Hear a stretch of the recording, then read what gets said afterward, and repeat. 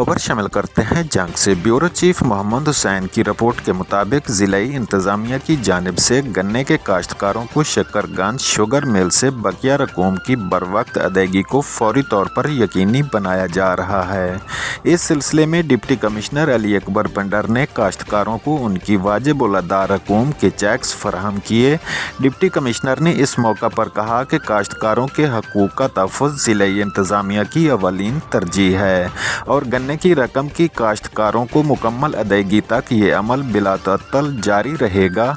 अब तक 72 काश्तकारों को मजमूई तौर पर 15 करोड़ 43,81,000 से ज़ायद की अदायगी की जा चुकी है, जबकि बकिया रकम की अदायगी का अमल भी तेज़ी से जारी है। ज़िलाई इंतज़ामिया ने इस अज़म का इज़हार किया है कि तमाम काश्तकारों को उनकी मुकम्मल रकूम शफाफ और बरवक्त अंदाज में फ़राहम की जाएगी।